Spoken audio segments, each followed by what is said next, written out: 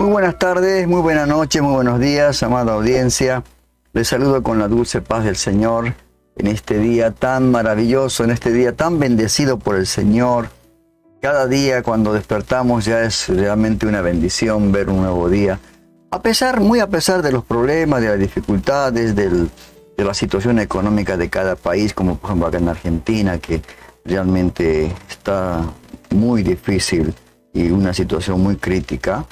Pero nosotros confiamos en el Señor, confiamos que Dios es el que nos provee, el Señor es nuestro proveedor, nuestro sustentador y no nos preocupamos por todos los problemas que hoy en día vive la humanidad, ¿verdad?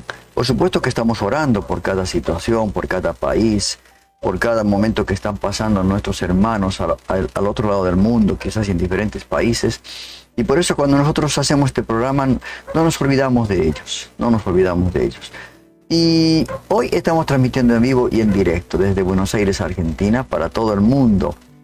Tenemos una temperatura de 16 grados, está haciendo un poquito de frío. Estamos en primavera, por supuesto, ¿no? Pero esperamos que los días sean así, no sean tan fríos como otros años pasados, ¿no? Le comento que ayer estuvimos en la iglesia madre de la cual estamos nosotros congregándonos, acá en Capital Federal. La iglesia del Evangelio Pleno. Era el aniversario, celebraban 45 años.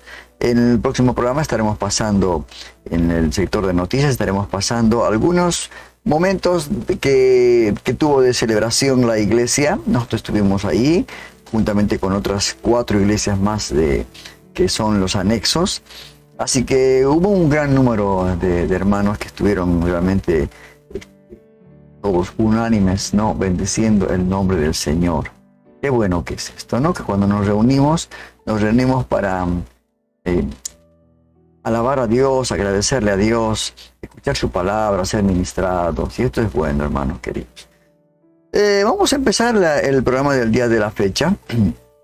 Continuamos con los estudios no serían estudios, sino que quiero compartir con ustedes algunas necesidades que tiene el cristiano de hoy en día, ¿no? Y más que necesidad sería una manera de vivir, y esto es la disciplina. A nadie le gusta ser disciplinado, a nadie. Todos quieren realmente hacer como quieren. El pueblo de Dios también fue así, duro de servicio.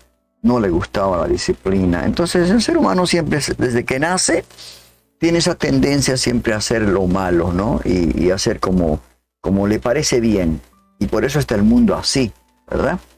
Y en esto de la disciplina estuvimos viendo varios aspectos de la madurez como cristianos que debemos tener. Y vamos a adquirir la madurez solamente con disciplina. Ser verdaderos soldados, verdaderos discípulos del Señor, que sean disciplinados en todas las áreas. Y vimos en primer lugar, hace varios programas pasados, el tema de la oración, la disciplina primero vimos con la palabra, la disciplina de la palabra. Cómo nosotros tenemos que estudiar la palabra, ponernos un horario y tratar de no faltar a ese horario. ¿No? Es como que uno va a trabajar y listo. Entonces tiene un horario para entrada. Tiene que estar sí o sí. No sé que esté enfermo. Bueno, pero de igual manera la Biblia es tan importante, el alimento espiritual que necesita nuestra alma, nuestro espíritu, que por ahí llega el conocimiento, la sabiduría, el entendimiento de todas las cosas. Conocemos a Dios. Después vimos el tema de la disciplina de la oración. Un tema muy importante, de vital importancia también, como era el orar, el conversar con el Señor, ¿no? Y no solamente en oraciones privadas, sino personales, sino que también oraciones grupales, oraciones congregacionales, donde toda la iglesia se reúne para orar. Después vimos la disciplina del ser agradecido, ¿no? El ser agradecido. Todos estos programas que estoy mencionando, todos estos temas, están en diferentes programas que usted lo puede encontrar en YouTube. Usted ponga el título Un Encuentro con Jesús, con Rodolfo, y ahí va a encontrar todos los videos, los programas que hemos estado subiendo y editando. Después vimos la disciplina de ser agradecido, ¿no? No olvidarnos de lo que Dios nos da. No olvidarnos nunca de lo que Dios hizo y lo que hace y lo que hará por nosotros cada día. Nos libra de accidentes, de pecado, nos libra de cosas malas, nos provee. O sea, tenemos que ser hijos agradecidos, no solamente con Dios, sino con nuestros padres, con todas las personas que nos hacen el bien. Importante eso. Después vimos la disciplina del agradecimiento, del saber dar. Y esto al hablar de dar, hablamos en lo referente no al hecho material, sino a lo espiritual. El Señor nos dijo bien claramente, ¿no?, que hagamos tesoros en el cielo, no acá en la tierra, ¿no? Porque lo material se va. Además, no hemos traído nada a este mundo y nada vamos a llevarnos, ¿verdad? Entonces Él está hablando de las cosas espirituales y esto es lo más importante. Cuando hablaba de los pobres, no hablaba de lo económico, hablaba de la pobreza espiritual, de la necesidad. Entonces nosotros tenemos que aprender a dar. Y no solamente dar nuestro tiempo, ¿no? Dar todo al Señor en todo aspecto nuestro tiempo, ¿no? A nuestro prójimo también. Sino también el hecho de dar en lo material también es importante, ¿no? Para ayudar a las personas que por ahí tienen necesidad de ¿cómo se llama? Material, de indumentaria. Entonces uno da también a los a partir de ese dinero que uno ofrenda. Pablo hablaba acerca de esta ofrenda y tocábamos un texto bíblico que decía que cada uno se dé como propuso en su corazón, no por necesidad, no por obligación, sino como propuso en su corazón. Porque Dios dice que ama al dador. Mencionamos todo eso. Y luego vimos la anterior clase, el ser... vimos ya la disciplina espiritual del dar. Ahora vamos a ver la disciplina del servicio. Servir. Al ingresar al mundo, Jesús se anudó y asumió la condición de siervo. Es algo importante. Dice que no tenía nada a que aferrarse en su condición de Dios y habitó en medio de los hombres. Se hizo hombre, ¿no? Entonces los cristianos somos llamados a ser como Él, a servir a nuestros hermanos de la fe, ¿no? A servir estos. Todos hemos sido llamados al servicio, a servir, ¿no?, a los hermanos en la fe, como también a otras personas, ¿no? No necesariamente a las personas de la fe. Por ahí hay una ancianita que está queriendo cruzar la calle, ¿no? Y entonces no le vamos a preguntar si es cristiano o no, ¿verdad? Sino tenemos que ayudarle. Por ahí tenemos algún anciano de nuestro barrio que no puede ir a hacer el mandado y no hay nadie quien se lo haga el mandado. Entonces, ver esa necesidad es el servicio. O sea, el Señor nos dio ese ejemplo, ¿no? Y este servicio es un modo de dejar que nuestra luz brille, ¿no? La luz, porque el Señor dijo que somos luz. Hace de que nuestra luz brille delante de los demás. Y al mismo tiempo glorifica a Dios. Esto es importante, ¿no? Lo que hacemos. Ahora, todo servicio es parte importante, hermanos queridos. Esto quiero que usted pueda saber, ¿no? Y hermosa del amor que profesamos a Dios. Este es el propósito, ¿no? Y si bien distintos cristianos realizan distintos tipos de servicio, todo servicio que ensalza a Dios es honroso. ¿Sabía usted? Ahora, el servicio también, como está ahí, tiene usted el cartelito ahí en la pantalla, que dice el tema de hoy. El servicio también constituye una disciplina. Para toda actitud, tenemos que ser disciplinados. Porque si no, nuestra vida no tiene sentido, ¿no? Y el servicio constituye una disciplina. Y cuando uno lo practica con doble finalidad, O sea, ayudar a otros y ayudarse a sí mismo a superar algo que quizás está siendo obstáculo en mi ministerio, en el hecho de ser cristiano. Porque el cristiano tiene que dar el ejemplo, ¿ah? Y por eso a veces no crecemos espiritualmente, porque nos está faltando un área en nuestra vida que no condice el hecho de ser cristiano. Entonces, por eso es importante y le podemos llamar una disciplina, la disciplina del servicio, ¿verdad? Y esto es importante. Ahora, no todo este servicio tiene que realizarse como disciplina espiritual, ¿cierto? Hay muchas ocasiones que servimos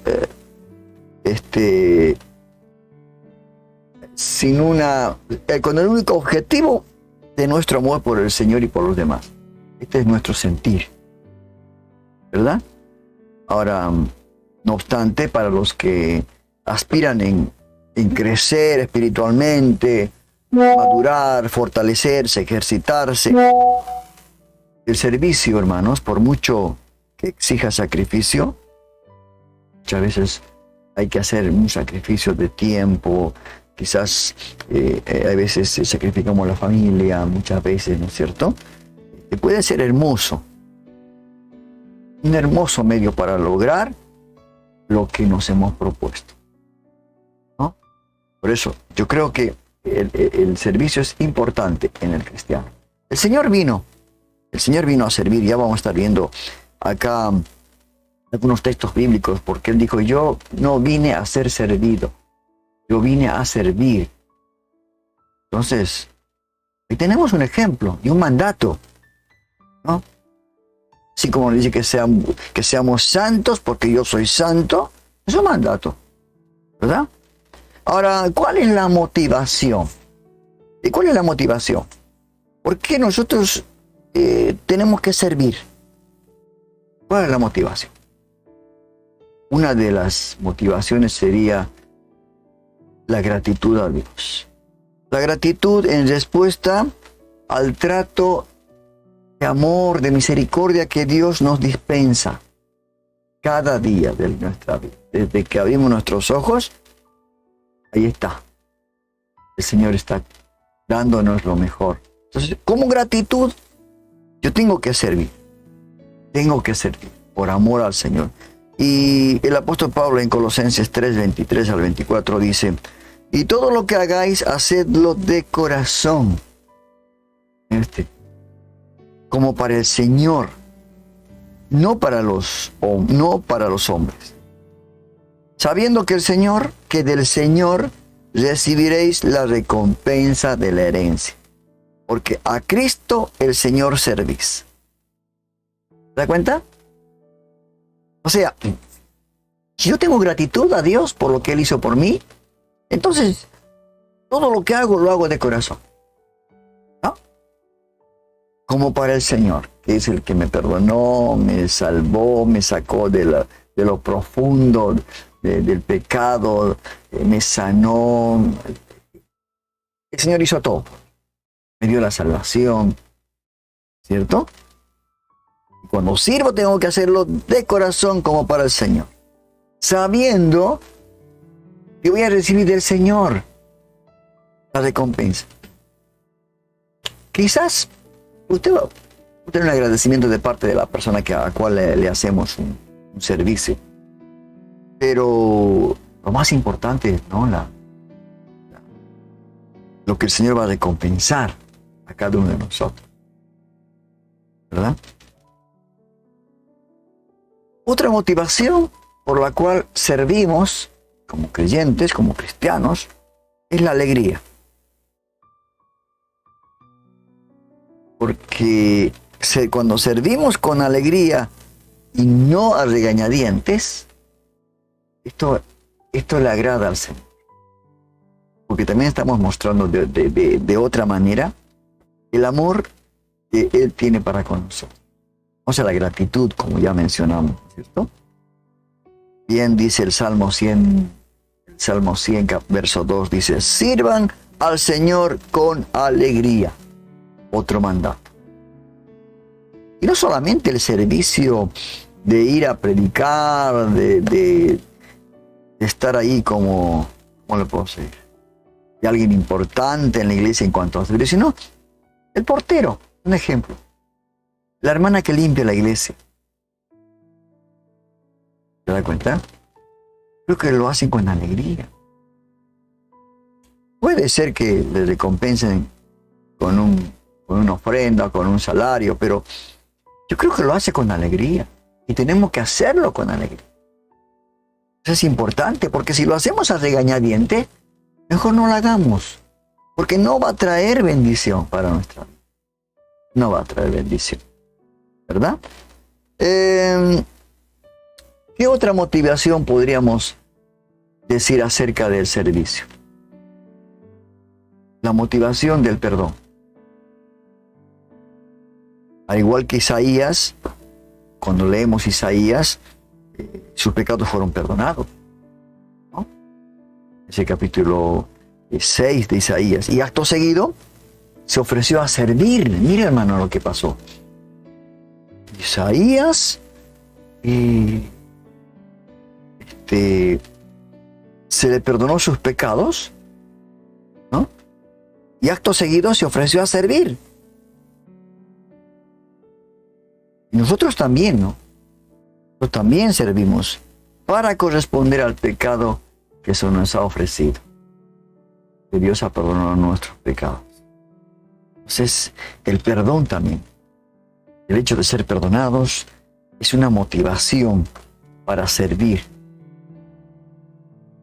a nuestro prójimo. Cuando servimos a nuestro prójimo, servimos al Señor. ¿Verdad? A veces dice, yo quiero servir al Señor, quiero hacer esto, lo otro. Y cuando hay una necesidad para ir a visitar a un hermano, para llevarle algo a un hermano, tiempo, entonces no tiene sentido, ¿no?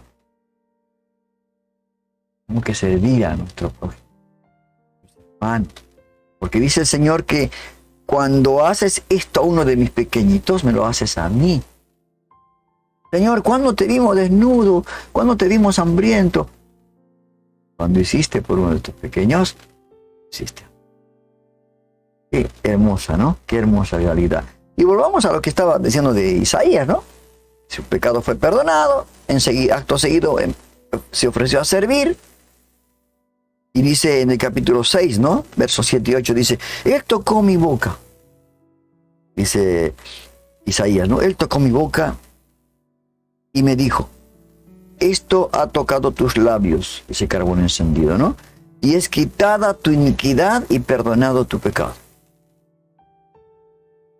Y oí la voz del Señor que decía, ¿a quién enviaré? ¿Y quién irá por nosotros? Y respondió Isaías, ¿no? Aquí estoy, envíame a mí, le responde. Qué hermoso, ¿no? La verdad, hermanos, que cuando tenemos esta actitud, como la tuvo Isaías, o quizá como usted la tuvo, ¿no? Que una vez que le perdonó, llegó a los pies del Señor, entregó su vida, enseguida quiso servir. Y de pronto cuando el pastor llamó a alguien que quiera servir, que quiera ofrecerse para diácono, para limpiar la iglesia, para cuidarla como portero, el trabajo más sencillo, más humilde, usted dijo, heme aquí, acá estoy. Este es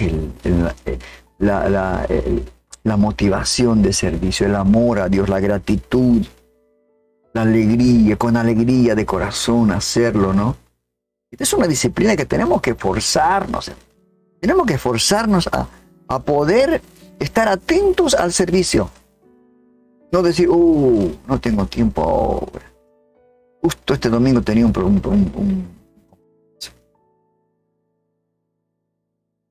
y me llamó la atención acá, Isaías, ¿no? Fue muy rápido en contestar. Otro de los motivos, yo diría, en el hecho de servir a nuestro prójimo, ¿no? Servir a hermanos, sería la humildad. no creernos más de lo que somos. Y tenemos que ser motivados cuando servimos por la humildad. No porque soy pastor, no puedo servir. No, que me sirva. El Señor dijo, yo no vine a ser servido, sino a servir. Y a dar la vida por mucho, dijo él, ¿verdad? Entonces, yo digo que la humildad es tan importante, hermano. Que no importa el cargo que usted ocupe.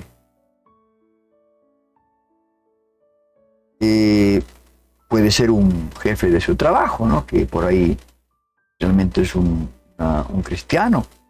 No importa que sea el jefe. Y ve que su empleado está ahí trabajando. Va, le sirve un mate, de acuerdo al país, un té, un café. Pone en su escritorio y le dice, bueno, podés servirte. Bueno, ¿no? Qué actitud, qué humildad, porque esto no es necesario de que... Imagínese, alguien diría, pero es el jefe, ¿cómo puede ser? Al menos a la gente hay que servirlo. No, no es así. El Señor nos dio un ejemplo, pero muy hermoso, hermanos. En el Evangelio de Juan, capítulo 13, está este pasaje, el verso 14-15, dice, pues si yo, el Señor y Maestro, les lavé los pies, ustedes también deben lavarse los pies unos a otros. Porque les he dado ejemplo para que, como yo les he hecho, también ustedes lo hagan. Allí en la costumbre judía, en cada casa, el esclavo tenía que lavar los pies a los invitados. Pero el Señor, mire usted, hermano, qué humildad hubo en nuestro Señor, nuestro modelo a seguir, ¿no? Que le lavó. Aunque se quiso en una instancia oponer Pedro, pero después dijo, no, Señor, lávame todo. Porque entendió lo que el Señor le iba a decir. Pero esto estaba hablando de servicio. El servicio es tan importante, hermano. No importa el reconocimiento de la gente, ¿no? Eso no interesa. Y por último, la motivación para el servicio, ¿no? Que lo hacemos como para el Señor, dice, es el amor. El amor, dice en ese capítulo 13 de primera carta de Pablo a los Corintios, todo lo puede, todo lo sufre, todo lo espera, no busca lo suyo, no se irrita, no guarda rencor. Qué hermosos conceptos que tiene el amor. Entonces, el amor es importante. Servimos, hacemos el servicio a nuestro prójimo porque amamos a Dios, ¿cierto? ¿Verdad? El Señor dijo muy claramente en el Evangelio de Mateo, el capítulo 22, versos 37 al 39, dice, amarás al Señor tu Dios con todo tu corazón, con toda tu alma, con toda tu mente. Este es el primero y grande mandamiento. Y el segundo es semejante. Amarás a tu prójimo como a ti mismo.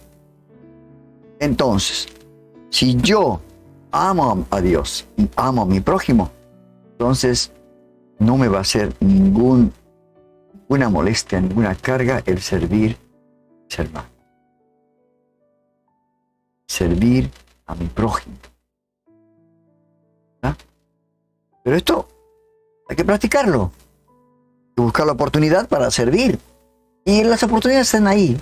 A la orden del día están las oportunidades. A cada paso. Solamente hay que tener los sentidos bien ejercitados, ¿no? Para ver dónde está la necesidad. Y a veces admiro, ¿no?, a los hermanos que son muy diligentes, les gusta servir, están ahí atentos a las cosas. Qué bueno que es esto. Pasa que alguno que por ahí no hace nada es el que más habla, ¿no? Y más envidia, más tiene al hermano que realmente tiene quizás ese don de servicio. Entonces, como disciplina, tenemos que practicar. Tenemos que practicar. Porque cuando servimos, impulsados por la gratitud, hermanos, como dijimos, la alegría, la humildad, el amor a Dios y a los demás, el servicio que desempeñemos, una disciplina o no, lo vamos a realizar con gusto, con entusiasmo, independientemente de la situación en la cual nos encontremos, ¿no? Y del medio que se nos haya indicado,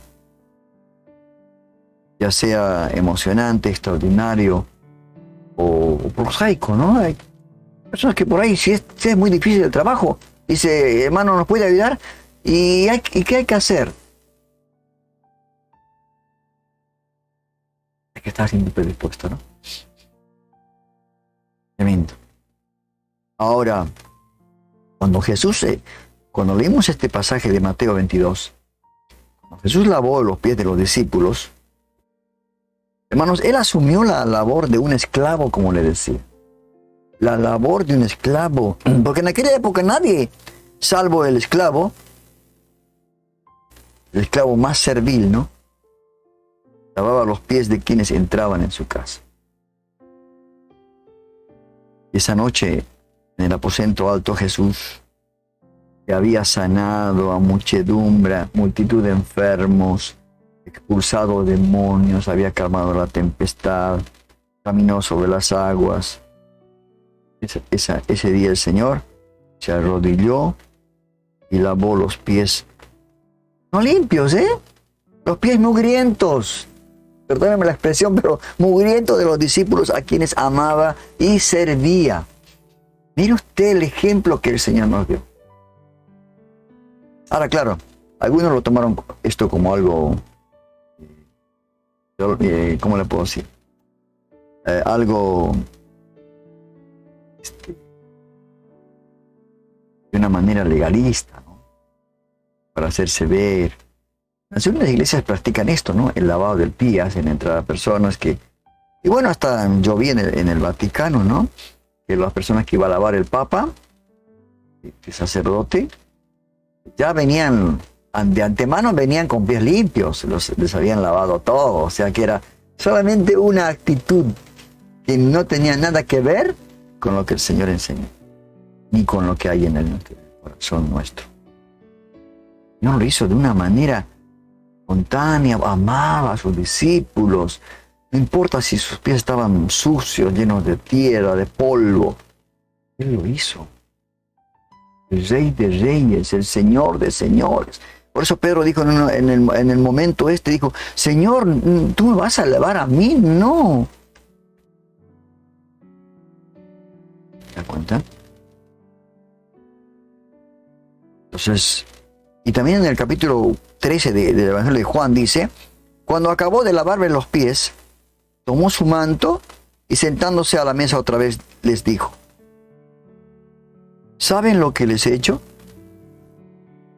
Este está en Juan 13, versos 14 y 15.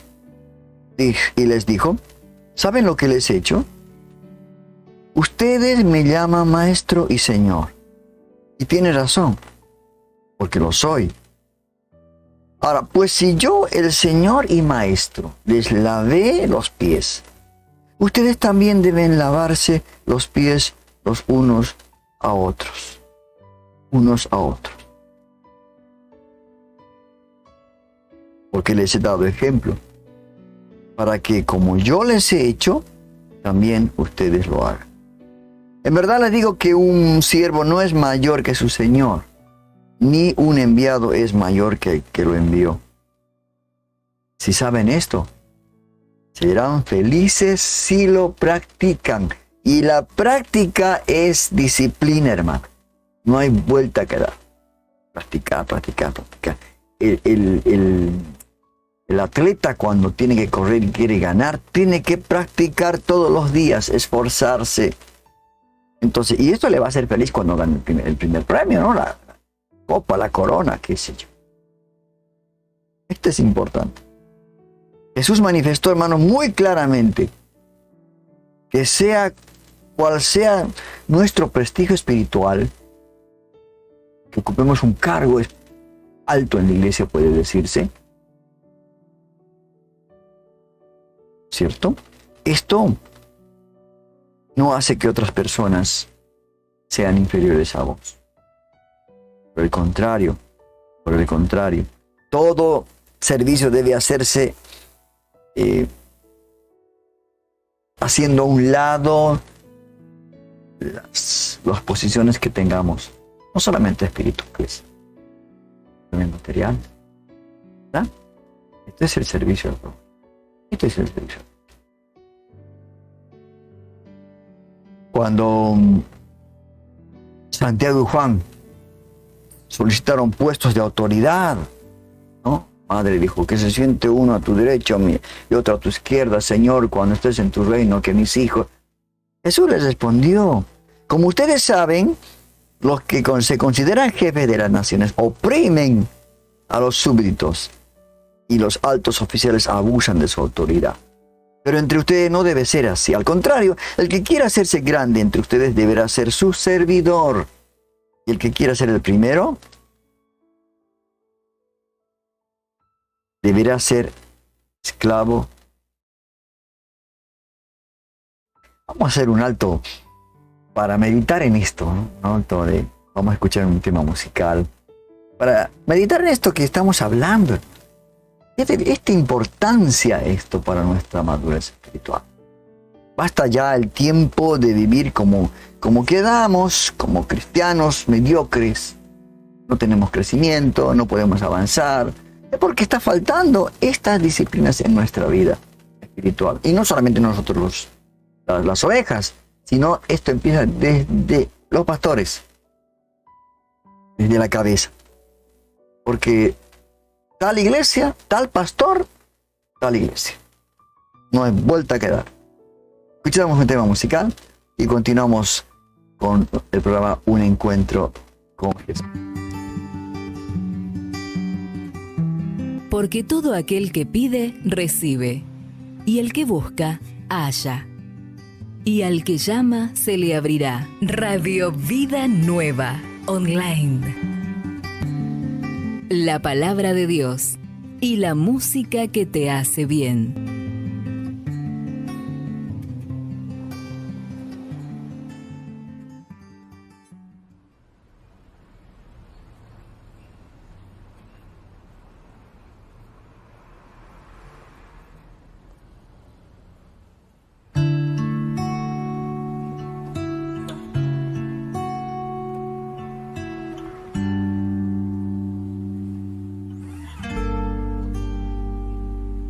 Fuiste tú quien me enseñó a mirar con otros ojos, a descubrir el valor infinito de los otros. Fuiste tú quien me mostró que la vida se comparte, que vivir para sí mismo es perder la mejor parte. Fuiste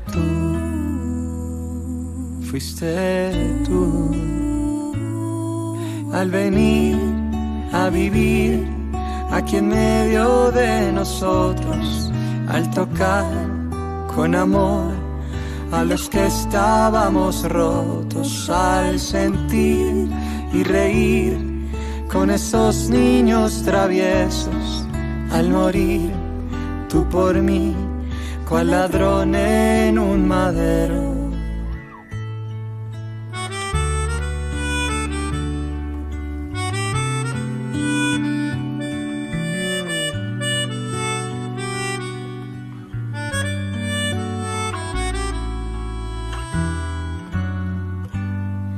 Fuiste tú quien me enseñó que la dignidad humana es del todo inalienable.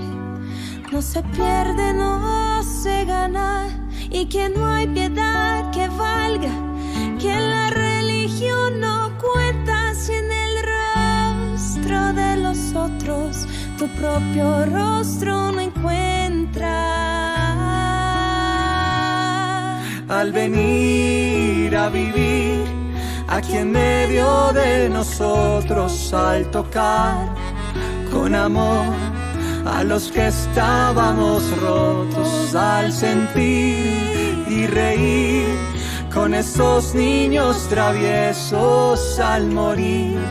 Tú por mí, cual ladrón en un madero al venir a vivir, aquí en medio de nosotros al tocar con amor a los que estábamos rotos al sentir y reír con esos niños traviesos al morir. Tú por mí, cual ladrón en un madero, fuiste tú. Fuiste tú.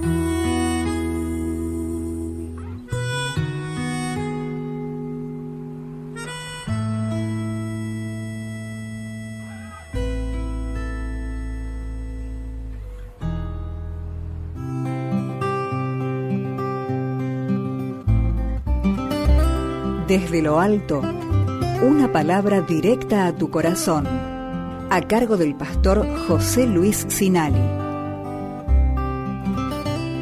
La Biblia en Génesis capítulo 12, versículo 2 dice: Te bendeciré, haré famoso tu nombre y serás una bendición.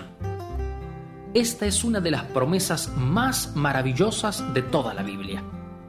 Dios se la hizo a Abraham y a través de él a todo aquel que pone su confianza en Dios.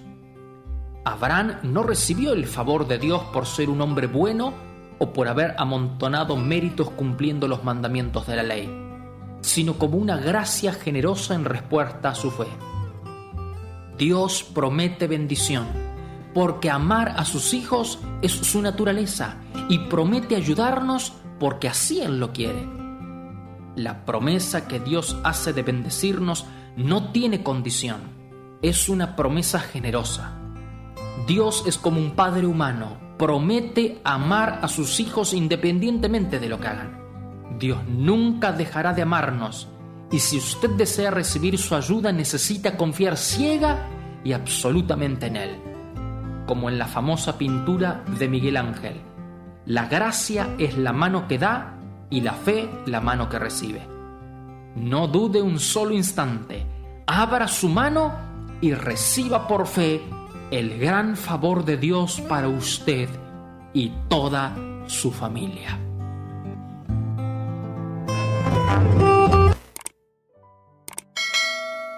Qué hermosa reflexión que el Señor, el pastor Sinali nos trae siempre, ¿no? Acostumbrado a Él en reflexiones tan cortitas, tan pequeñas, pero que tienen un contenido profundo, ¿no? Acerca de lo que el Señor hace por nosotros, ¿verdad? Todas estas verdades espirituales que nosotros, las promesas que tenemos de parte de Él, son para nuestro crecimiento, para nuestra bendición, para compartir con otros.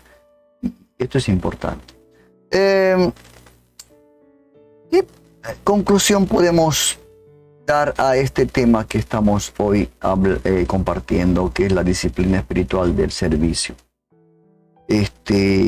Habíamos terminado en que la mamá de Santiago y Juan dieron a Jesús que cuando está en su reino, sus hijos estén uno a la derecha y otro a su izquierda, ¿verdad?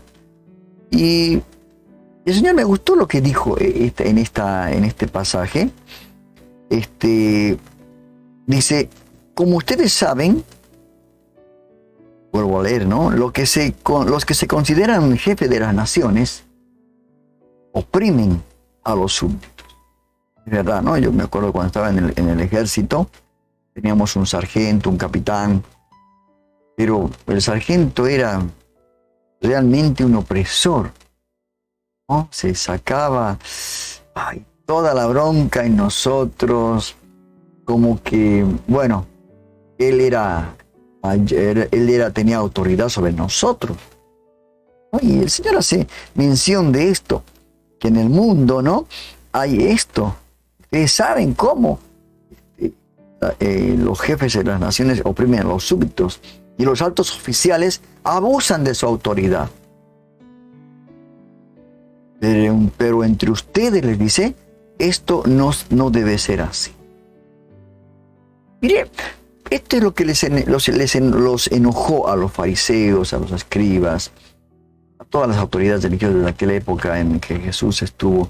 Porque él decía, si alguien te golpea en la mejilla, dale la otra.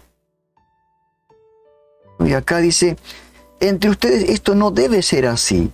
No que el jefe va a oprimir a su súbdito, ni que el alto oficial va a abusar de su autoridad. No, entonces no va a ser así.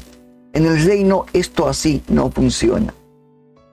Al contrario, dice, el que quiera hacerse grande entre ustedes, mire usted lo que dice, deberá ser su servidor. Esto parece algo ilógico, ¿no? Que la mente humana no puede entender. Si yo quiero ser grande, delante de la presencia del Señor, tengo que servir.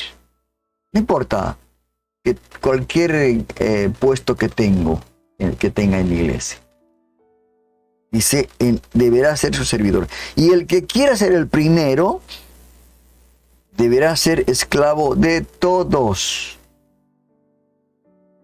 Ay, esto como que no podemos entender, ¿no? Yo quiero ser primero. Porque tengo autoridad, porque tengo estudios bíblicos, porque soy pastor, porque... Esto no funciona en el reino de Dios de esta manera. Qué explicación tan clara que dio el Señor. Esto, la verdad, un cachetazo para todos aquellos que se creen demasiado y que tienen que los demás servirnos, que nos sirva. Pues a veces yo, cuando veo que un pastor en una iglesia está atento a las personas que están entrando, están llegando, están atentos con una con otra cosa, la verdad que, como alguien dice, no, mi abuelo decía, me saco el sombrero. Merece todo respeto este siervo. Y no como en algunos lugares, ¿no?, que vemos donde los pastores están ahí sentados en sus tronos, ahí esperando que les traigan el agua, que un vaso de agua, que los sirvan. Ojo, no estoy diciendo que no se debe honrar al pastor. Se lo debe de honrar al pastor, porque él es el que vela por nuestras almas. Pero, ¿cómo entendemos esto, lo que el Señor dijo? ¿Verdad?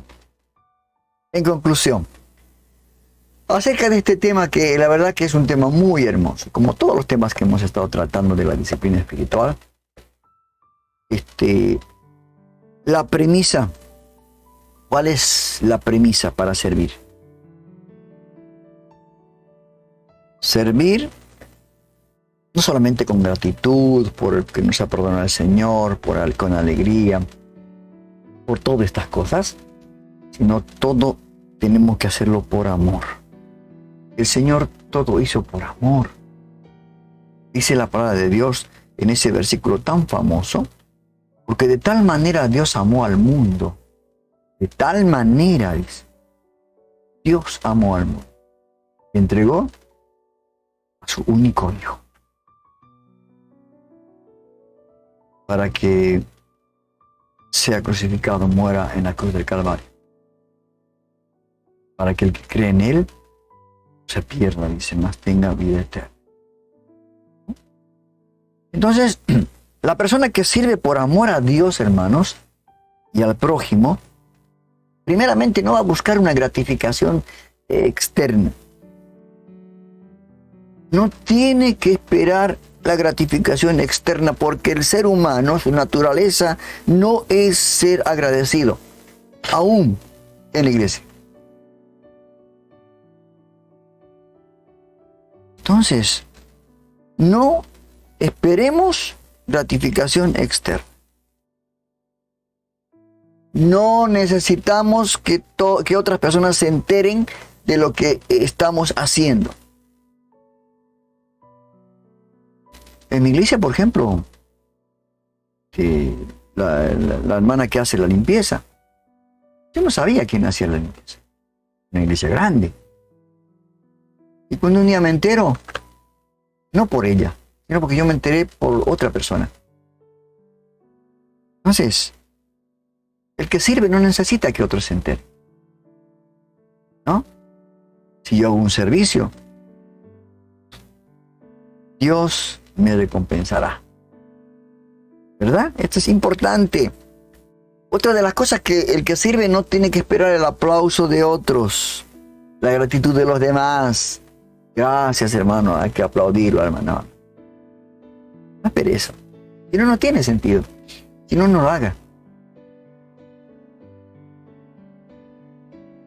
El Señor no lavó los pies de los discípulos por ser visto, para que digan, ay, qué humilde que es. Él los amaba de verdad. Y luego los explicó, como leí hace rato. Le dijo que el que quiere ser primero, tiene que ser esclavo.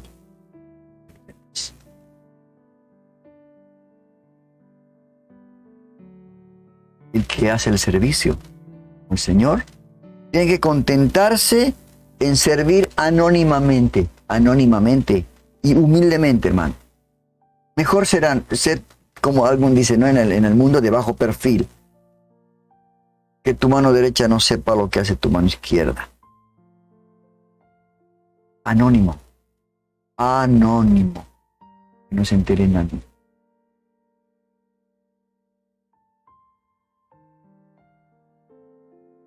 El que sirve realmente, el que quiere servir al Señor con amor, no distingue, hermano, el servicio entre pequeño y grande. No, esto es muy difícil, no, esto es más fácil, no distingue. No distingue. Ya que todo el acto de su servicio, está esperando el fruto que esto va a producir en su vida. Y va a madurar espiritualmente. Se va a disciplinar correctamente. Porque el acento no está en los resultados. ¿No? ¿Cuántas personas lo hacen por ser visto? Pero todo lo hacen para que se vea. Tratan de hacer todo lo posible por ser vistos, porque la otra persona vea que realmente está pasando esto. ¿Verdad? Entonces esto no debe ser así. Estamos haciendo una conclusión acerca de el servicio. Dijimos las cosas que el que sirve no tiene que buscar, ¿no?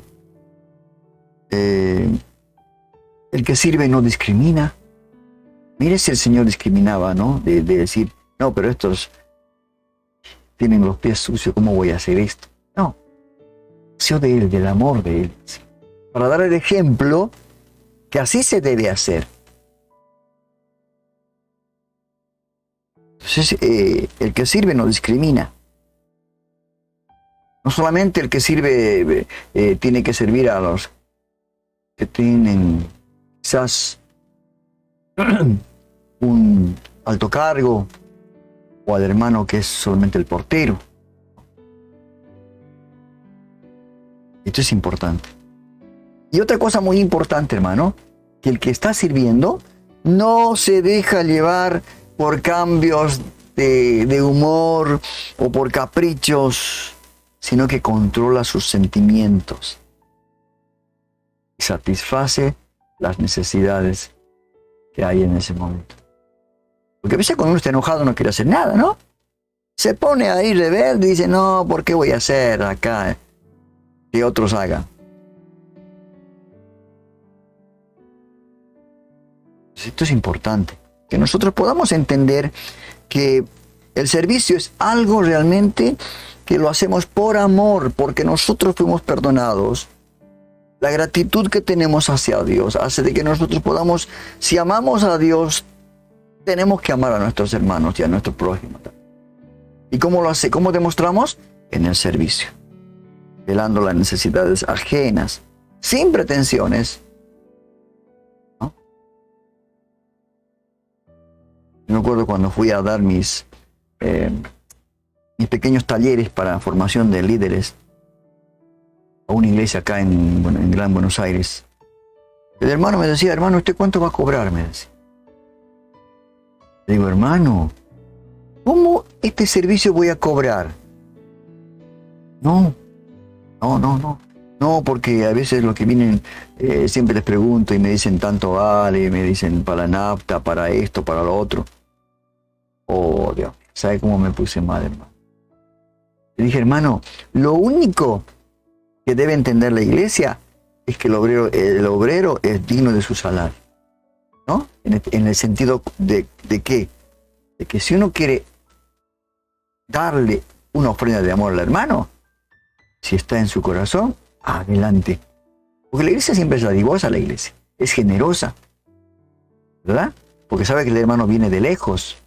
Quizás no viene en coche, quizás viene en un transporte público, que tiene que recorrer largas distancias. Esta es la manera de obrar. El servicio tiene que ser desinteresado. La persona que sirve como disciplina debe resistir activamente el reconocimiento, hermanos, de ser reconocidos, y ser alabado por los demás. El que sirve no debe esperar estas cosas, ni debe actuar de esta manera. El Señor dijo en Lucas 22, 27, y con esto terminamos, porque ¿cuál es el mayor? ¿El que se sienta a la mesa o el que sirve? Dijo. ¿No es el que se sienta a la mesa? Mas yo estoy entre vosotros como el que sirve. Lucas 22, 27. Qué hermosas palabras, hermanos, que estamos leyendo para como colorario, ¿no? A este tema que hoy hemos tocado. La disciplina de servir. Por eso, si queremos ser imitadores de Cristo, entonces debemos aprender a servir al prójimo con amor y humildad. Y como lo hizo Jesús cuando lavó los pies a sus discípulos, ¿no? Sin otro interés que glorificar al Padre y comprometernos a ello en una disciplina que merece para la práctica. Así que, hermanos, que nosotros podamos entender esto, que nosotros podamos saber que lo que estamos haciendo por amor. No se olvide, no se olvide. Cualquier servicio que realicemos en la iglesia, y no solamente en la iglesia, podemos hacer nuestro trabajo, ¿no? Lo podemos hacer en nuestro barrio, ¿no? Que vean la luz de Cristo, que digan, ahí está un verdadero cristiano, está predispuesto a servir. Y la recompensa viene de parte del Señor, ¿no? Esa es la recompensa. No esperemos recompensa humana. Así que, hermanos queridos, yo creo que esto es importante para nuestra vida, para nuestro crecimiento espiritual. Vamos ahora a un corte publicitario. Estos son los programas que realizamos durante la semana, ¿no? A través de la semana lo hacemos bajo el Ministerio Radial Vida Nueva Online. Tenemos cuatro programas por semana, así que si usted va a querer estar atento, suscríbase para recibir las notificaciones. A veces lo hacemos en vivo, como hoy que estamos haciendo el programa en vivo. Y otras veces lo hacemos en diferido, subimos los videos para que usted lo pueda ver en YouTube, ¿verdad? Así que ahora vamos directamente ya a esta tanda publicitaria.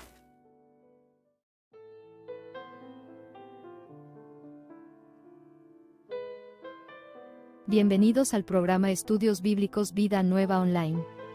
Estos estudios están diseñados para aquellos que desean profundizar su conocimiento en la palabra de Dios.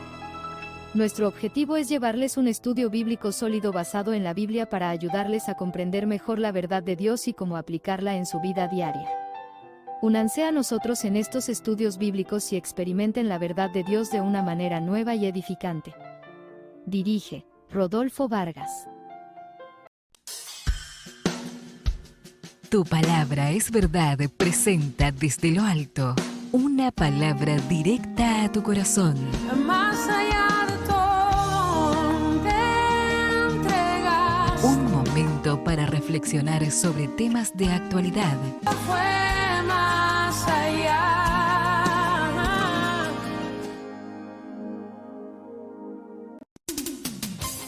Un encuentro con Jesús presenta Panorama Cristiano de Noticias. Lo que debes saber, lo que necesitas saber, lo que nos preocupa saber. Estamos con la información más destacada del día, comprometidos con la verdad. Esto es Panorama Cristiano de Noticias. palabra es verdad, el programa de reflexiones cortas para el diario vivir. En este espacio, exploraremos juntos ideas y pensamientos que nos inspiren, nos motiven y nos guíen en nuestro camino. A través de palabras sinceras y profundas, encontraremos la sabiduría necesaria para enfrentar los desafíos de la vida y descubrir el verdadero significado de nuestras experiencias. Encontranos por Spotify y comparte con tus amigos estas verdades espirituales. Cada vez estamos más cerca de que el mundo acabe. Desastres, guerras y pandemias se repiten en los titulares una y otra vez.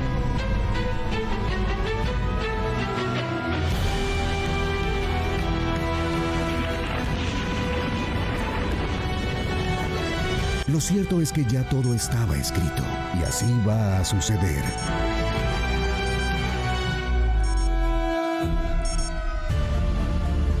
Pero también Dios tiene un plan escrito para ti y quiere revelarte una verdad que salvará tu destino. La verdad de Jesucristo. Conoce cómo la verdad de Jesús puede cambiar tu vida.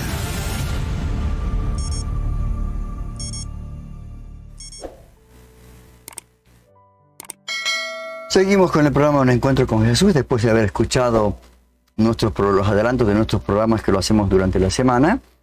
Vamos a ir ya a un sector de la entrevista de la semana. En esta ocasión vamos a presentar a la doctora Cornelia Hernández, ¿no? Todas estas personas, y la que dirige es Carol de Rossi, es una de las entrevistadoras que pertenecen a la Iglesia Bautista, ¿no? Y vamos a escuchar el tema que también es preocupante y es necesario, el hecho de los niños y la sexualidad. ¿Cuándo se les debe decir? ¿Cómo se les debe abordar este tema? Porque es importante que la iglesia hable de estos temas, porque quizás si usted no habla en su hogar, seguramente que en la calle, en la escuela, le van a hablar de una manera distinta y tergiversada, ¿no? Así que escuchamos ya a esta entrevista que le hicieron a esta doctora, Cornelia Hernández, acerca del tema los niños y la sexualidad. Vamos ya. No te pierdas la entrevista destacada de la semana en nuestro canal de YouTube. Prepárate para profundizar estos temas claves de interés general. Asegúrate de suscribirte a nuestro canal y activar las notificaciones para no perderte estas valiosas entrevistas cada semana. Te esperamos en nuestro próximo video de entrevistas destacadas de la semana. Dirige Rodolfo Vargas. Hoy vamos a hablar un poquito acerca de cómo, cuándo, dónde yo debería de hablarle a mis hijos acerca de la sexualidad y también acerca de la importancia y yo diría la urgencia que tenemos ante esta situación real de la que ya no podemos escaparnos. Sí, y me alegra muchísimo que ustedes estén escuchando y viendo esto, porque ese es un tema que hay pocos recursos, la gente me pregunta mucho acerca de eso. Y por otro lado hay otro grupo de gente que lo deja de lado, que no le da la importancia que tiene, que lo posterga. Pero realmente la educación sexual en el día de hoy más que nunca es una prioridad y debemos estar pendientes de estos temas. Así que me alegra muchísimo que en un espacio como este, contigo, por supuesto, podamos Carol y yo hablar un poquito y reflexionar acerca de quién, cómo, cuándo hablamos de sexo o de educación sexual a nuestros hijos. Cornelia, para ser sinceras. A ver, sinceramente. Mucho de lo que nosotras como adultas tenemos en nuestra mente, los conceptos que hemos formado, e incluso muchas de las personas que nos escuchan, las personas que nos rodean, han adquirido los conceptos que tienen en cualquier lugar, menos en la casa. Yo sé que tu caso es muy particular y si ustedes no conocen cuál es el caso y el contexto de Cornelia, lean su libro, Puro Sexo Puro, porque ella es muy abierta para compartir cómo es que ella fue formada, pero esa no es la realidad y tú lo sabes muy bien. Claro, lo sé. Esa no es la tendencia ni lo común, lo que vemos. Nuestros niños están siendo informados, están siendo educados hasta cierto punto, instruidos por otras fuentes que no son sus padres, fuentes que están fuera de su casa y fuentes que vienen a enseñar y a compartir fundamentados en cualquier otra cosa menos en las escrituras. Sí, así es. Yo quiero traer la atención de todas nosotras a un pasaje en particular de las escrituras que se encuentra en Deuteronomio.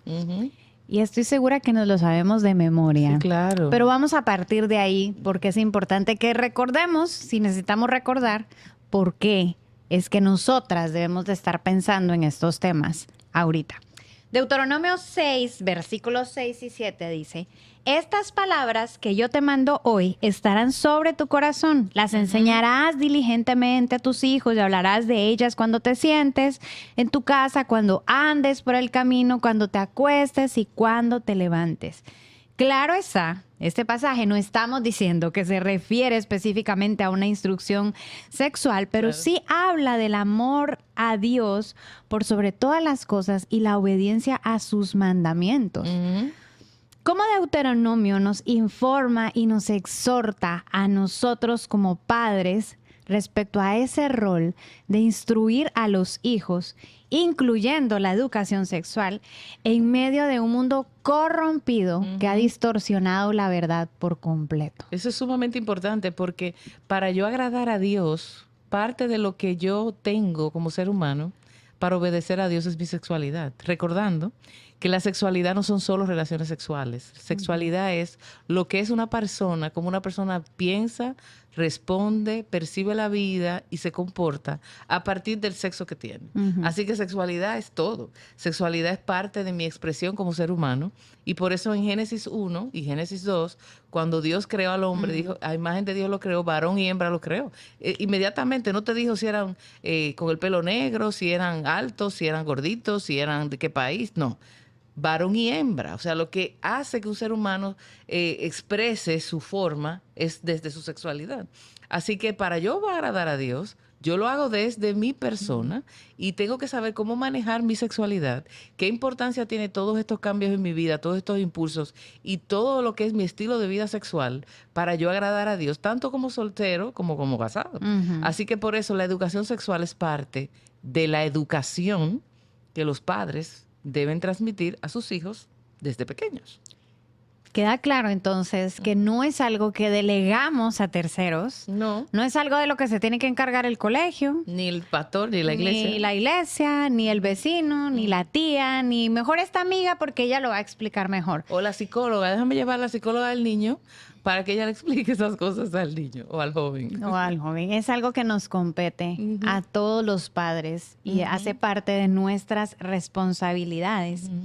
Entendemos también que estamos viviendo en un mundo hipersexualizado.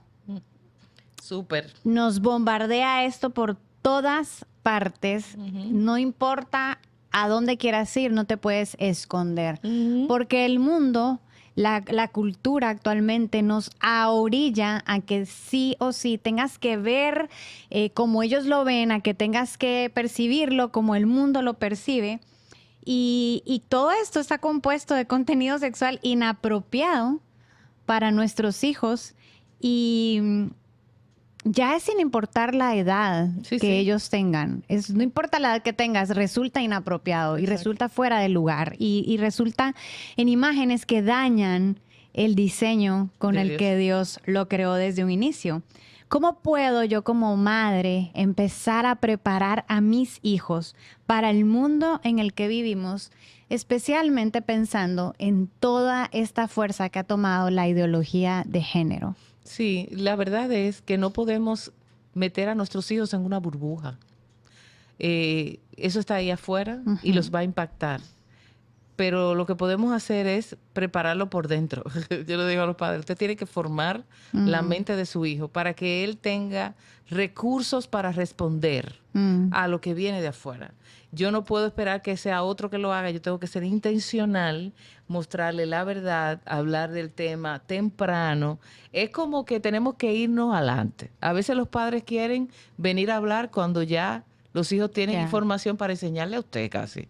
No, usted tiene que coger adelante, como decimos aquí. Usted tiene que ir delante. Un paso adelante. Un paso adelante, prevenir, dar información para que cuando venga el asunto de afuera, tu hijo no se sorprenda. ¿Cómo? ¡Wow! ¿Y eso es verdad? No, ¿tú sabes qué? Yo lo sabía. Y ese era mi ejemplo, eso era lo que a mí me pasaba. Mi educación sexual fue muy adecuada, fue muy a tiempo. Y entonces cuando en la escuela alguien hacía un comentario, uno de estos muchachos que siempre quiere lucir como que está más adelantado y aventajado en la sociedad, en la vida, y salía con un comentario que otras chicas podían avergonzarse o asustarse, yo me quedaba buscando si era un chiste o qué era lo que estaba diciendo, porque no entiendo de qué está a qué es que tú me estás hablando. Eso es algo natural. Porque ya yo tenía la información, no me estaban sorprendiendo. Eso ayuda a que los muchachos puedan contrarrestarlo, pero tenemos que enseñarlo, tenemos que sentarnos con ellos, tenemos que generar un espacio seguro, un espacio de confianza, donde tu hijo pueda tener una conexión contigo, que pueda hacerte preguntas difíciles a ti, en lugar de hacer preguntas difíciles a otras personas que le van a dar otro tipo de respuestas. Entonces, hay que ser muy intencional, hay que hablar bíblicamente, hay que hacerlo de manera natural y hay que hacerlo todo el tiempo. Fíjate que en el texto que leímos ahorita de Deuteronomio, cuando te levantes, cuando te acuestes, en todo momento, en tu estilo de vida, de manera espontánea, nosotros estamos enseñando educación. La educación se va dando con la vida, uno va aprendiendo con la vida. Bueno, pues la educación sexual también. Ellos van mirando cómo tú te comportas con tu esposo, cómo papá se comporta, cómo se tratan, cómo responden cuando ven ciertas imágenes, cuando oyen ciertas canciones. Cómo modelan la feminidad y la masculinidad. Exacto, todo eso es sexualidad. Y eso va instruyendo a sus hijos. Pero eso no es suficiente, solamente que ellos vean. Te vamos a aclarar. También es necesario que nos sentamos y hablemos con ellos. Claro. Y abordemos ese tema abiertamente.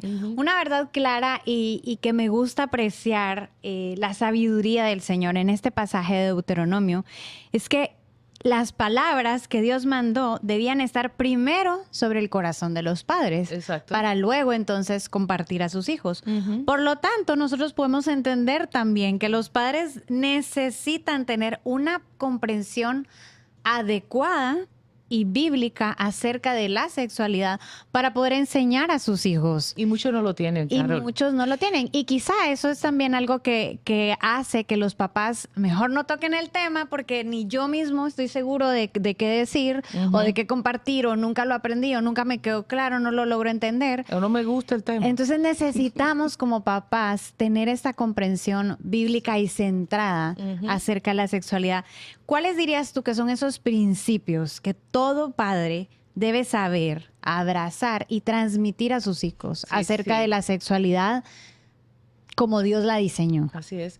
Tenemos que tener una cosmovisión bíblica, no solamente de muchísimas cosas, sino también de la sexualidad, porque fue Dios que diseñó la sexualidad, las relaciones sexuales, el placer sexual y todo lo que va incluido ahí, la identidad sexual, es un regalo, es un invento de Dios. No fue que Adán y Eva, qué sé yo, se pusieron a buscarlo después de la caída, no. Esto fue un diseño de Dios desde el principio y no es del hombre. Entonces, si fue Dios y Dios todo lo hizo hermoso y hermoso en gran manera y bueno, pues entonces la sexualidad debe ser buena. Si yo no la aprendí como algo bueno, tengo que revisar qué fue lo que me pasó, cómo fue que la aprendí, pero en realidad todo lo que Dios hace es bueno.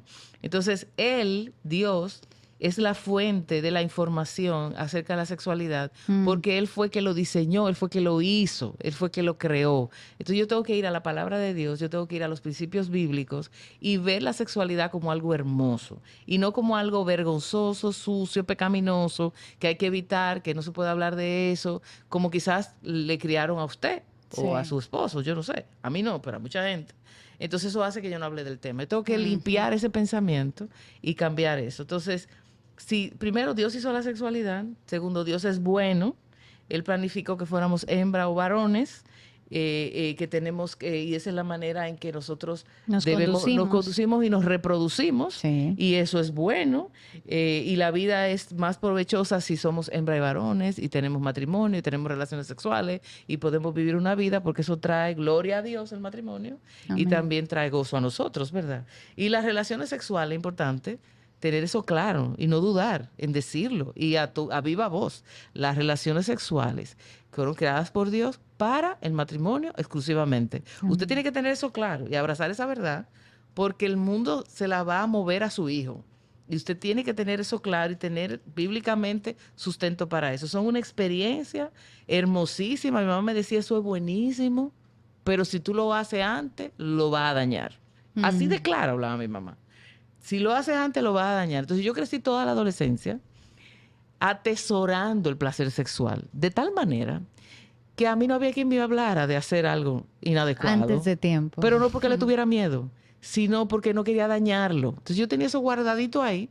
Y yo decía, no, yo no quiero dañarlo, porque mi mamá me hablaba tan bien de eso. Y cuando era que hablábamos todos los días de eso, ¿verdad que no? Pero cuando se hablaba, si eso es muy valioso, eso es muy bueno. Y yo quiero que tú lo disfrutes con la persona que vas a estar para toda la vida. Porque si lo haces antes, lo estropeas, lo dañas. Y eso hizo en mí que yo valorara el matrimonio, valorara el placer sexual como algo que me espera cuando tenga las condiciones adecuadas. Y se hablaba con toda libertad. Entonces, atesorar eso y creer esa verdad, de verdad, hace que mis hijos me crean, que yo lo pueda decir porque es verdad. Mi mamá lo creía, pues para mí era cierto, porque yo confiaba en mi mamá y creía en ella completamente. Entonces, Claro. eso ayuda a que tú puedas transmitir eso a tus hijos de manera natural y que tus hijos no vivan en una sorpresa constante cada vez que salgan a la calle, oigan una canción o vean algo o alguien le haga un comentario. Tengo respuesta para todo eso. Porque todo aquel que pide, recibe, y el que busca, halla. Y al que llama, se le abrirá. Radio Vida Nueva, online. La palabra de Dios y la música que te hace bien.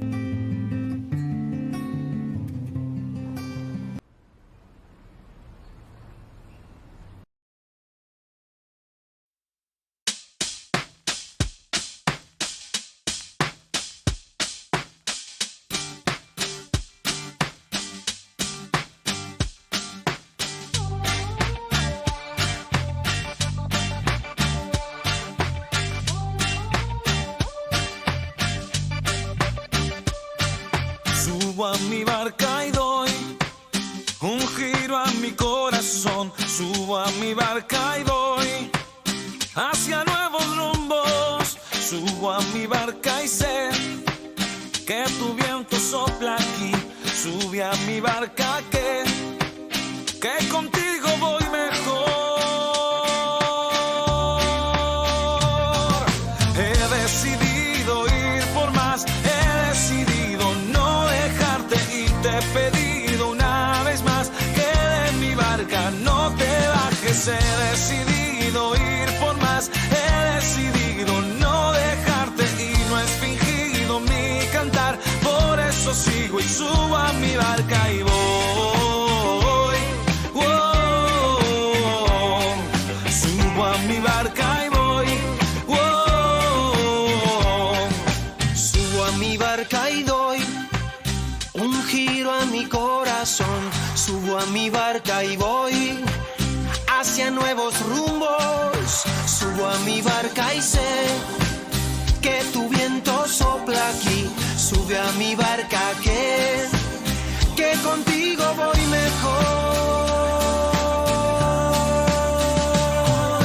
He decidido ir por más, he decidido no dejarte y te he pedido una vez más que de mi barca no te bajes. He decidido ir por más, he decidido no dejarte y no es fingido mi cantar. Por eso sigo, subo a mi barca y voy.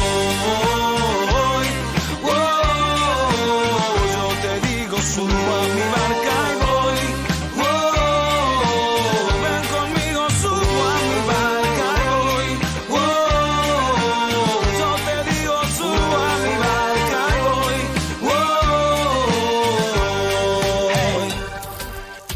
súbete a mi barca. Maneja el timón de mi vida, cura las heridas, que no queden marcas. Que sea solo tu amor que lo abarca.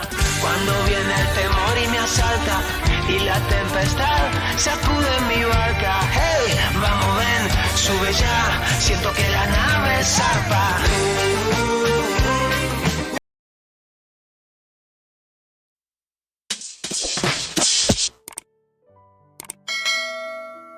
Qué hermoso tema, hermanos queridos. Primeramente el que estuvieron conversando las dos hermanas acerca de la sexualidad y el niño, ¿no? Qué importante. Es una fracción, ¿no?, de una conferencia que sacamos, porque esto tiene que hablarse, es importante, pero si nosotros los papás no tenemos esto definido bíblicamente, entonces va a ser muy complicado poderles hablar, y hasta, como dice la hermana, ¿no?, vamos a tener que tratar de que no se toque el tema. Entonces es conveniente que los padres puedan tratar de entenderlo, esto de la sexualidad bíblicamente, para enseñar a sus hijos, ¿no? Porque tampoco no podemos tenerlos en una burbuja, es una gran realidad, ¿no es cierto?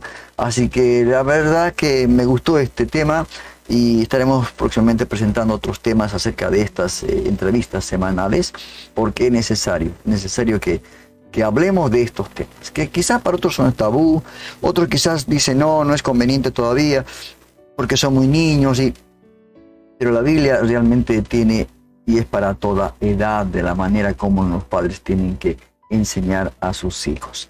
Bueno, vamos a pasar a el tema que estuvimos escuchando y que se cortó rápidamente, el tema de Sebastián Bazán, Sebastián Bazanes, y cantaba con Ulises, el hermano de rescate que falleció, y muy joven él, ¿no? Y así que también un tema muy hermoso, Súbete a la barca, muy lindo tema también ese. Sí. Bueno, vamos a pasar ahora a otro sector donde hacemos un viaje a través de la Biblia, ¿no? Estamos recorriendo todos los libros de la Biblia, los 66 libros, que está realizado por la organización Bible Project de Estados Unidos, y es un trabajo realmente muy hermoso, que mientras se va relatando, por ejemplo, hoy vamos a ver el libro de Daniel, ¿no? Los 12 capítulos resumidos en 7-8 minutitos, pero que a la vez que va relatando, va graficando, y vamos viendo los gráficos, como esa es una cosa muy hermosa. Así que vamos ya directamente a este sector, un viaje a través de la Biblia. El libro de Daniel. La historia se desarrolla justo después del primer ataque de Babilonia a Jerusalén. Ellos habían saqueado la ciudad y su templo, y se habían llevado a los israelitas al exilio. Entre ellos estaban 4 hombres de la familia real de David: Daniel, a quien después se le llama Beltsasar, y sus 3 amigos, a quienes probablemente conoces por sus nombres babilonios: Sadrach, Mesac y Abednego. El libro cuenta acerca de sus luchas por mantener la esperanza en la tierra de sus conquistadores. A primera vista, el diseño del libro parece bastante simple. Los capítulos del 1 al 6 contienen historias acerca de Daniel y sus amigos en Babilonia, mientras que los capítulos del 7 al 12 contienen las visiones de Daniel acerca del futuro. Pero esta forma del libro en 2 partes se hace aún más interesante por otra característica de su diseño: el lenguaje del libro. Comienza en hebreo, el idioma de los israelitas, pero los capítulos del 2 al 7 están escritos en arameo, un lenguaje primo del hebreo que se hablaba ampliamente entre los imperios antiguos. Pero luego, en los capítulos del 8 al 12, el libro vuelve al hebreo. Este diseño muestra cómo los capítulos del 2 al 7 son una sección coherente, pero también resalta la importancia de los capítulos del 2 al 7 para entender los capítulos posteriores. Profundicemos un poco. El capítulo 1 presenta la tensión básica de la primera parte del libro. Daniel y sus amigos son muy sabios y capaces, y son reclutados para servir en el palacio real de Babilonia. Pero ellos son presionados para abandonar su identidad como judíos, viviendo y comiendo como babilonios, y violando las leyes alimentarias judías que se encuentran en la Torá. Así que ellos se niegan, y ellos eligen la fidelidad a la Torá, lo que los pone en peligro. Pero Dios los libra, y ellos terminan siendo exaltados por el rey de Babilonia. Después de esto, comienza la sección en arameo, la cual verás que tiene un diseño simétrico que es realmente genial. Primero, el rey de Babilonia tiene un sueño y resulta ser que solo Daniel puede interpretarlo. Se trata de una gran estatua hecha de 4 tipos de metal, y esta simboliza una secuencia de reinos y la cabeza es Babilonia. Pero luego, una enorme roca llega volando y quiebra la estatua, y la piedra se convierte en una enorme montaña. Ahora, este sueño es la primera de muchas visiones simbólicas del libro y presenta la narrativa básica de todas ellas. Daniel dice que la estatua representa una serie de reinos humanos que seguirán al de Babilonia y que todos estos reinos llenarán el mundo de Dios con violencia. Pero un día vendrá el reino de Dios, quien confrontará y humillará a los reinos arrogantes de este mundo y llenará el mundo de la justicia sanadora del reino y del gobierno de Dios. Después de esto, el capítulo 3 cuenta la famosa historia de los 3 amigos de Daniel, quienes rehúsan inclinarse y adorar a la enorme estatua de un ídolo, la cual, como la estatua en el capítulo 2, representa al rey y a su poder imperial. Así que los amigos son perseguidos y arrojados en un horno de fuego, pero Dios los libra de la muerte y ellos son exaltados por el rey, quien ahora reconoce a su Dios como el único Dios verdadero. Después de esto tenemos un par de historias acerca de 2 reyes babilonios, Nabucodonosor y luego su hijo, Belsasar. Ambos están llenos de orgullo por su poder imperial. Y así como en el capítulo 2, Dios les advierte a ambos a través de sueños y luego por visiones, los cuales, al igual que en el capítulo 2, solo Daniel puede interpretar. Él dice que ambos reyes deben humillarse delante de Dios, y ambos reyes se resisten con arrogancia. Así que Nabucodonosor es golpeado por la locura. Se vuelve como una bestia en el campo. Pero luego él se humilla delante del Señor y su humanidad le es devuelta. Es restaurado como rey. Esto es en contraste con su hijo Belsasar, quien no se humilla delante de Dios y es asesinado esa misma noche. Ahora, estas 2 historias toman imágenes de Génesis capítulos 1 y 2 y del Salmo 8, donde los humanos son representados como la imagen real de Dios. Él les ha dado autoridad para gobernar sobre las bestias del campo y las aves del cielo, a nombre de Dios, quien es el verdadero Rey del mundo. Pero cuando los humanos se olvidan de esto, cuando se rebelan y hacen un Dios de ellos mismos y de su poder, se vuelven menos que humanos, similares a las bestias violentas que se enfrentarán a la justicia de Dios. Lo que nos lleva al capítulo 6, el cual es paralelo al capítulo 3. Y esta vez es Daniel quien está siendo perseguido porque se niega a orar y adorar al rey como Dios. Y así como sus amigos, él es sentenciado a muerte y arrojado en un foso de leones, pero Dios lo libra de las bestias. Y como a sus amigos, el rey exalta a Daniel y adora a su Dios, lo que nos lleva al capítulo 7. Este es el paralelo del capítulo 2 y el centro del libro, donde todos sus temas se unen. Es otro sueño, pero esta vez es un sueño de Daniel, e irónicamente él no puede entender el sueño hasta que un mensajero angelical se lo explica.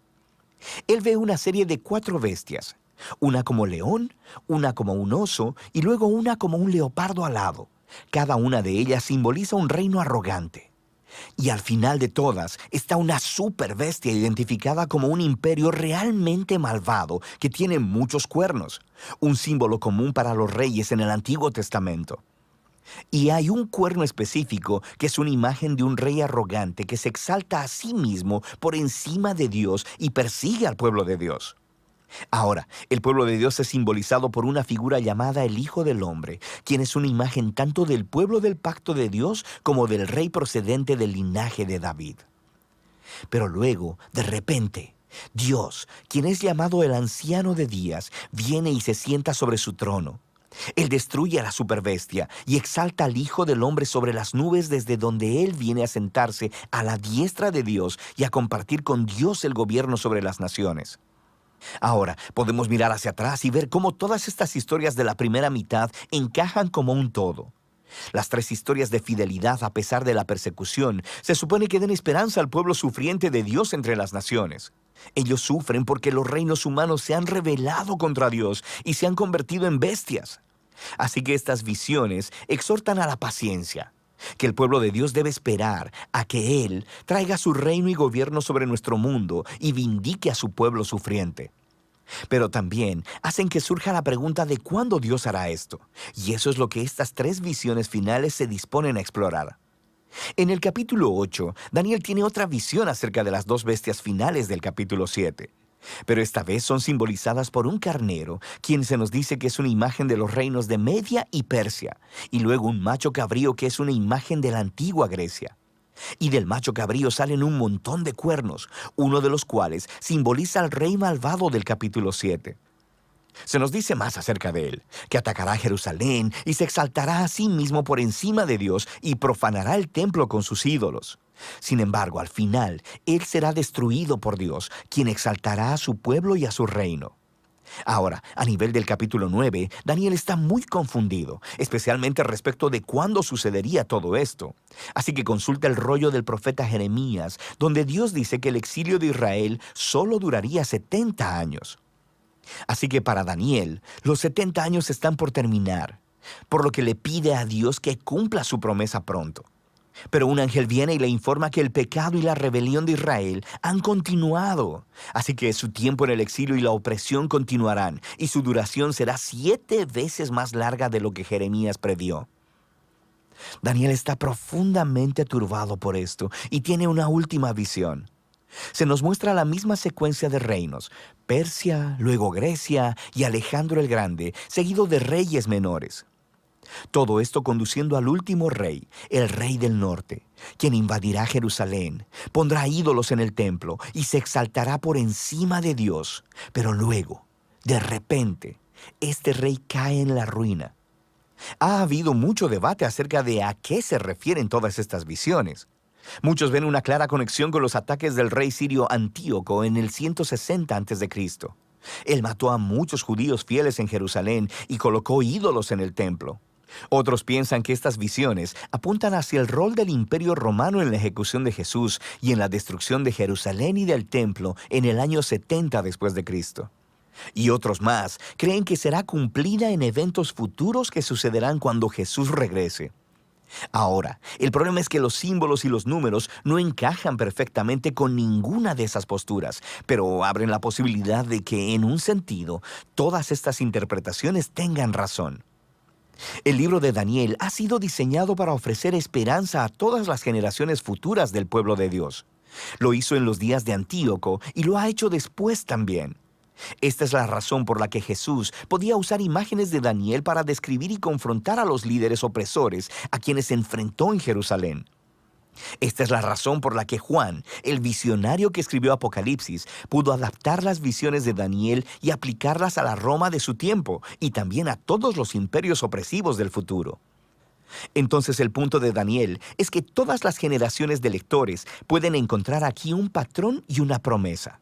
Es un patrón de que los seres humanos y sus gobiernos se convierten en bestias violentas cuando glorifican su propio poder, cuando redefinen el bien y el mal y no reconocen a Dios como su rey verdadero. Pero Daniel también ofrece la promesa de que un día Dios confrontará a la bestia. Él rescatará a su mundo y a su pueblo al traer su reino sobre todas las naciones. Así que para todas las generaciones, este libro habla de un mensaje de esperanza que debe motivarnos a la fidelidad. Y de eso trata el libro de Daniel. Qué hermosa resumen, ¿no?, de este libro de 12 capítulos que tiene Daniel. Tanto Daniel y Ezequiel son libros proféticos que van muy bien de la mano con el libro de Apocalipsis, como decía el relator, ¿no? Así que yo creo que para muchos es ¿cómo le puedo decir? Le trae muchas dudas, no pueden comprender lo que realmente tratan estos libros, si es futuro, si ya pasó. Pero una sola cosa nosotros creemos, que lo que está escrito en la Biblia se va a cumplir. Sería bueno, ¿no?, hacer un estudio acerca de Daniel y Ezequiel, para ver a la luz de estos dos escritos el libro de Apocalipsis. Y seguramente que en próximos programas vamos a estar viendo estos estudios acá en nuestro canal. Bueno, gracias a Dios, hermanos queridos, que hemos podido terminar en este día de hoy este programa tan hermoso, ¿no? Realmente este programa que Dios nos ha bendecido haciendo estos programas, trayendo la palabra de Dios, y esto es importante para la vida de cada uno de nosotros. Gracias a Dios que pudimos culminar el programa. Tenemos bastante... está satisfactoriamente bien lo que es de internet, la señal, todo, así que podemos transmitir en directo. Y bueno, nuevamente estaremos subiendo en la semana, a mitad de semana estaremos subiendo el video ya para el canal, y lo espero la próxima semana. Espero para tener un nuevo programa, Un Encuentro con Jesús. Y si usted esta noche ha tenido un encuentro con Jesús, acéptelo en su corazón. Acéptelo en su corazón y sea uno más de la familia de Cristo. Uno más de la familia de Dios, que estamos esperando la gloriosa venida de nuestro Señor Cristo. Gracias a Dios por todos los hermanos que han colaborado en esta noche. El pastor Sinali, las hermanas Carol Di Rossi y la hermana doctora Cornelia Hernández, ella de Puerto Rico, hablando de estos temas de vital importancia. Estaremos en la próxima semana, en el mismo programa estaremos viendo otros temas de importancia para el pueblo de Dios. Agradecemos por todo y que tenga un buen descanso, que realmente pueda confiar y esperar esa venida del Señor. Prepárese, porque es importante la preparación para que el día que venga el Señor estemos ahí, ¿no? Firmes, realmente como un ejército que espera al Señor. Muchas gracias por todo y nos vemos la próxima semana. Que Dios los bendiga. Esto ha sido todo por hoy. Te invitamos a conectarte al programa En un Encuentro con Jesús. Que seas mi universo. No quiero darte solo un rato de Todos los lunes y jueves a las 21 horas de Argentina, con temas de actualidad, noticias cristianas y, lo más importante, la palabra de Dios. Que seas el primer aliento en la mañana y la luz en mi ventana. Un Encuentro con Jesús.